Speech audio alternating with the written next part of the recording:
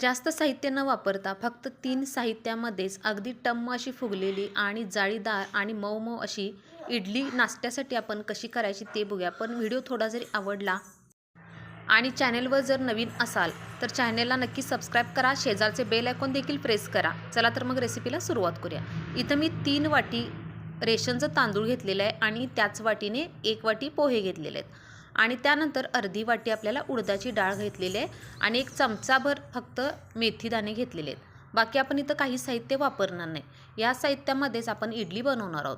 आता हे आपल्याला जवळजवळ 2 ते 3 पाण्याने हे तांदूळ आपल्याला स्वच्छ धुवून घ्यायचे आहेत आणि त्यानंतर पुन्हा आपल्याला यामध्ये थोडं पाणी घालून घ्यायचं आहे आणि त्यानंतर याच्यावरती आपल्याला झाकण ठेवायचं आहे आणि 6 ते 7 तास आपल्याला हे तांदूळ असंच भिजत ठेवायचं आहे. त्यानंतर एक 6 ते 7 तास झाले की याच्यावरचं झाकण काढायचं आहे आणि याच्यामध्ये जे एक्स्ट्राचं पाणी आहे ते आपल्याला सगळं साईडला काढून घ्यायचं आहे. त्यानंतर मिक्सरच्या भांड्यामध्ये आपल्याला थोडं यातील तांदूळ घालून घ्यायचं आहे. अगदी जास्त देखील घालायचं नाही. थोडं आपल्याला मिक्सरच्या भांड्यामध्ये तांदूळ घालून घ्यायचं आहे. गरजेनुसार अगदी आपल्याला किंचितचं पाणी घालून घ्यायचं आहे आणि याची अगदी आपल्याला बारीक अशी पेस्ट करून घ्यायची आहे आणि ही पेस्ट आपल्याला एखाद्या भांड्यामध्ये काढून घ्यायची आहे आणि अशा पद्धतीनेच आपण सगळे तांदूळ बारीक करून घेणार आहे.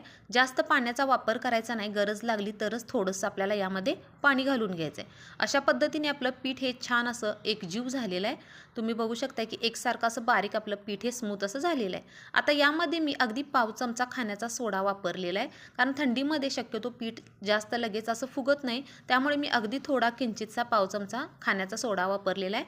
छान याला असं मिक्स करायचं आणि याच्यावरती आपल्याला झाकण ठेवून हे पीठ आपल्याला रात्रभर असेच आंबवण्यासाठी ठेवून द्यायचे. दुसऱ्या दिवशी सकाळी रात्रभर आंबवल्यानंतर तुम्ही बघू शकताय की पीठ आपलं छान असं फुललेलं आहे. तुम्हाला जर सोडा वापरायचा नसेल तर तुम्ही यामध्ये एक अर्धा चमचा बेकिंग पावडर देखील घालू शकता. त्याने देखील पीठ असं छान असं फुलतं. आता पीठ आपलं छान फुललेलं आहे. आता यामध्ये आपल्याला चवीनुसार मीठ घालून घ्यायचं आहे. इथं साधारण मी 1-1.5 चमचा मीठ घालून घेतलेलं आहे आणि पुन्हा आपल्याला आता हे छान असं एकजीव करून घ्यायचं आहे आणि त्यानंतर आपल्याला आता याचे इडली आपल्याला बनवून घ्यायचे आहेत.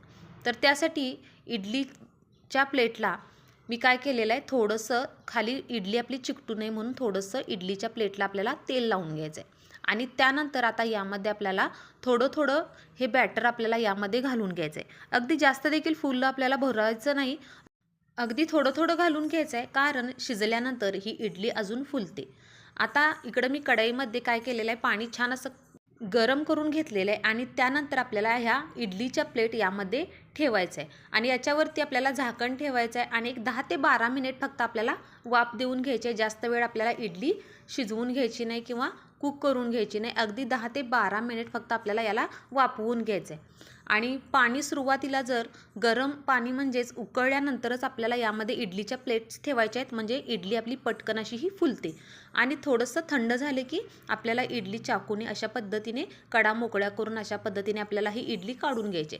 अगदी अशी सॉफ्ट अशी इडली झालेली आहे आणि अगदी जाळी याला भरपूर आलेले आणि अगदी मऊसूत अशी ही आपली इडली तयार झालेली आहे.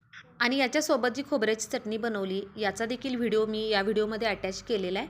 तर व्हिडिओ कसा वाटला हे कमेंट करून सांगा आणि व्हिडिओ आवडला तर लाईक, शेअर आणि सबस्क्राईब नक्की करा.